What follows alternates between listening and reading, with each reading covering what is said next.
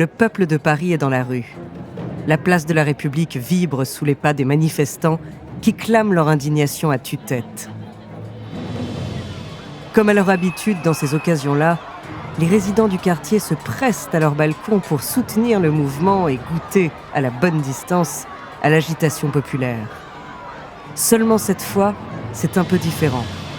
Pas de service d'ordre ou d'escorte policière musclée, mais un immense chaos plein de couleurs, de danse et de chants. Et puis surtout, pas un seul homme parmi les indignés.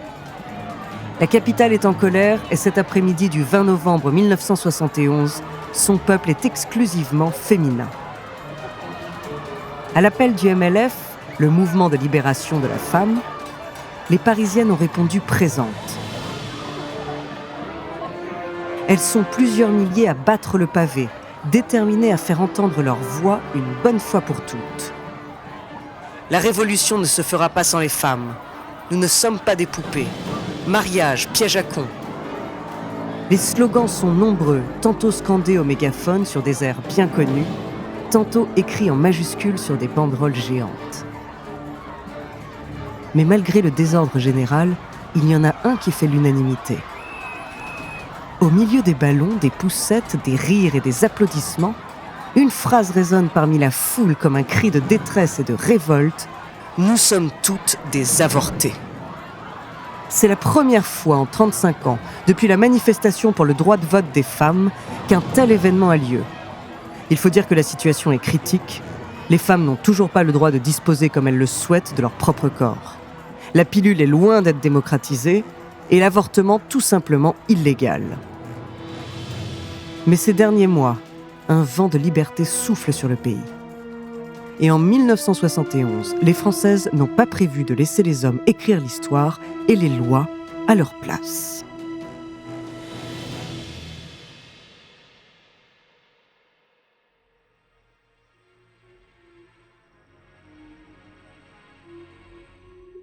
Bonjour, je suis Andrea, bienvenue dans True Story. Alors aujourd'hui, je vais vous parler d'un événement féministe majeur de notre histoire. Au début des années 70, les femmes se sont mobilisées pour la liberté et le droit à disposer de leur corps à travers une série d'actions politiques et sociales. La plus célèbre et la plus courageuse d'entre elles a contribué à légaliser définitivement l'avortement en France. Et son nom, c'est le Manifeste des 343.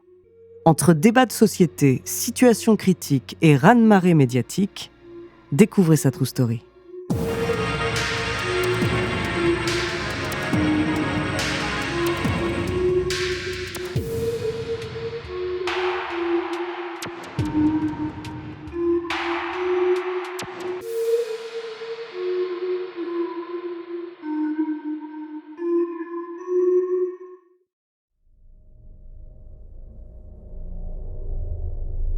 Au début des années 70, l'avortement en France est uniquement réservé aux femmes dont la vie est en danger à cause de leur grossesse. Bien qu'illégal dans l'immense majorité des cas, il n'en est cependant pas moins pratiqué. Chaque année, 1 million d'avortements clandestins ont lieu. Mais comme ils ne sont pas encadrés, ils sont souvent réalisés dans des conditions sanitaires absolument déplorables. Les plus aisés ont les moyens de partir en Suisse ou en Angleterre, là où c'est autorisé, ou alors de graisser la patte à un médecin français pour qu'ils acceptent d'enfreindre la loi. Mais la plupart sont contraintes de faire appel aux faiseuses d'anges, des avorteuses aux méthodes peu recommandables et qui utilisent les injections d'eau savonneuse dans l'utérus ou des massages violents. L'auto-avortement n'est pas rare non plus. L'aiguille à tricoter trouve alors un deuxième usage, beaucoup plus sordide et dangereux. Le constat est sans appel. En 1970, en France, une femme par jour décède des suites d'un avortement clandestin. Beaucoup d'autres finissent stériles ou terriblement mutilées. La pilule est légale depuis 1967. Seulement 3 ans plus tard, les décrets d'application de la loi n'ont toujours pas été votés à l'Assemblée. Son utilisation reste donc extrêmement contraignante et peu démocratisée. Les Françaises sont dans une impasse, elles n'ont ni accès à une contraception choisie et maîtrisée, ni moyen a posteriori de gérer une grossesse non désirée.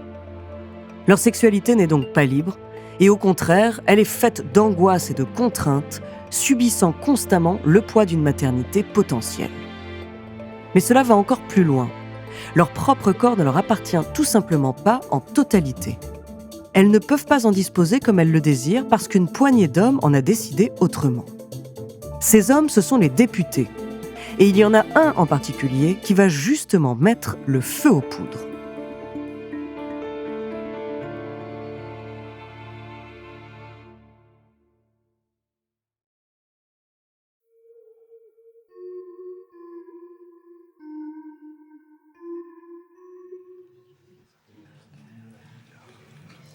En juin 1970, l'ancien médecin et député catholique Claude Perret propose un projet de loi à l'Assemblée nationale.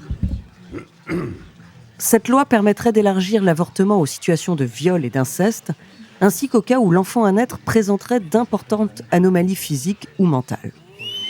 Bien entendu, son texte provoque un tollé chez les conservateurs, qui y voient une scandaleuse légalisation du meurtre. Mais la réaction est plus vive encore chez les progressistes et les femmes en particulier. Pour elles, cette loi est ridiculement étroite, un pas de fourmi sur l'immense chemin qu'il reste encore à parcourir pour l'égalité des sexes. Certaines y voient même une forme de provocation.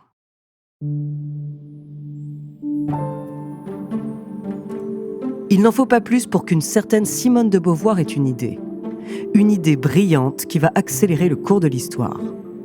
Elle propose au Nouvel Observateur de rédiger un manifeste en faveur de l'avortement et promet un retentissement important auprès du grand public.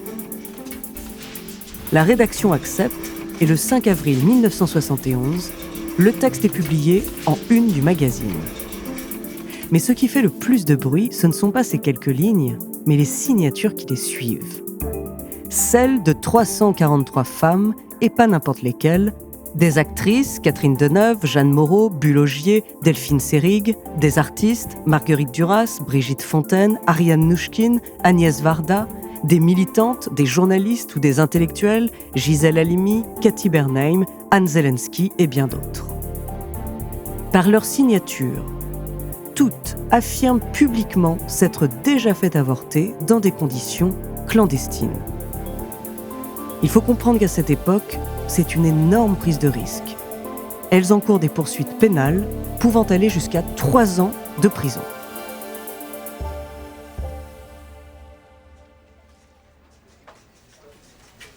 Cette mobilisation collective est une première.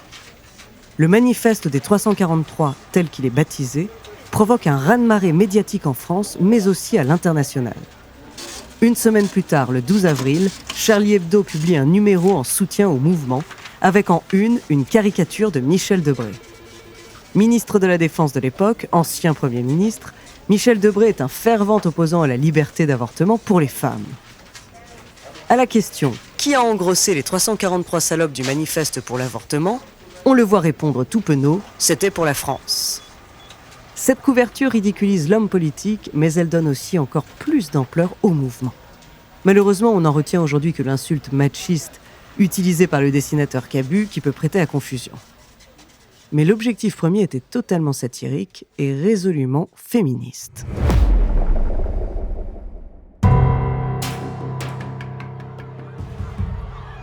À la suite de ce manifeste, des femmes par milliers descendent dans les rues de Paris à la fin de l'année 1971. Mais le débat social n'est apparemment pas encore assez brûlant pour que l'Assemblée nationale prenne acte de leurs revendications. Il faut attendre 1 an pour qu'un autre événement fasse vraiment changer les choses, le procès de Bobigny. En novembre 1972, Marie-Claire Chevalier, une lycéenne de 16 ans, vient de se faire avorter clandestinement par sa mère et 3 de ses collègues. La cause de sa grossesse, un viol. Toutes les 5 auraient écopé d'une lourde peine si l'avocate Gisèle Halimi ne s'était pas emparée du procès comme d'une tribune publique. Elle y défend corps et âme ses clientes et dénonce l'injustice de la loi. Ses prises de position sont très largement relayées dans les médias et elle obtient l'acquittement quasi total des accusés. C'est une immense victoire pour les femmes et un coup de tonnerre pour toute la société française. En 1973, on ne recense plus que quelques dizaines de condamnations pour avortement clandestin. C'est un progrès non négligeable quand on pense aux centaines qui étaient prononcées encore 2 ans plus tôt. Mais ce n'est pas suffisant. Cependant, cette même année, un nouveau tour de force médiatique vient asséner un coup terrible aux opposants à l'avortement. En février, dans le Nouvel Observateur, 331 médecins signent une pétition et déclarent publiquement avoir pratiqué des avortements illégaux. Cette mobilisation fait bien sûr écho au manifeste des 343. Elle en est le prolongement. Mais elle ouvre aussi la voie à un événement majeur de l'histoire française.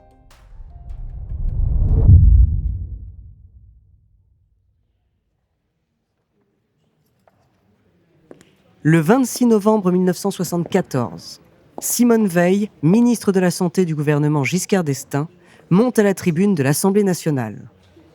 Elle porte une veste élégante d'un bleu-violet tape à l'œil. Le grand collier de perles autour de son cou en dit assez long sur sa détermination à marquer les esprits. Ce soir, elle sera vue. Ce soir, elle sera entendue. Elle prend une gorgée d'eau et pose calmement son discours sur la table avant de scruter l'assistance. Certains députés sont distraits, en pleine conversation avec leurs collègues. D'autres la fixent au contraire d'un air sévère et arrogant, prêt à l'épingler au moindre bégaiement. Simone Veil soutient leur regard. Elle a confiance dans ce qu'elle s'apprête à dire. Elle sait que cette page de l'histoire doit être écrite et que des millions de Françaises comptent sur elle aujourd'hui pour convaincre 12 femmes et 478 hommes du bien fondé de son projet de loi. Elle prend une profonde respiration avant de commencer. Je voudrais tout d'abord vous faire partager une conviction de femme. Je m'excuse de le faire devant cette assemblée presque exclusivement composée d'hommes. Aucune femme ne recourt de gaieté de cœur à l'avortement. Il suffit d'écouter les femmes. C'est toujours un drame.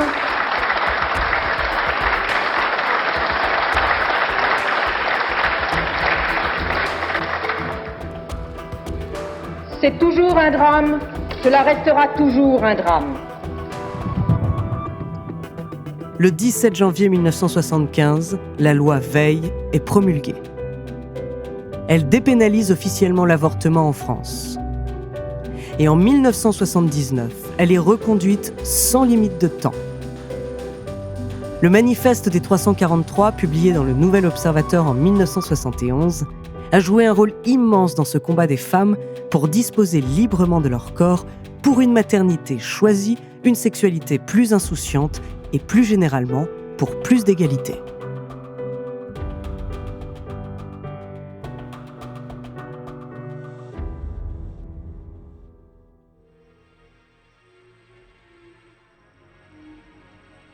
Merci d'avoir écouté cet épisode de True Story, écrit par Ellie Oliven et réalisé par Célia Brondeau et Antoine Berry-Roger. Dans le prochain épisode, je vous parlerai d'une attraction mondaine du 19e siècle qui était en réalité un enfer pour ses résidentes.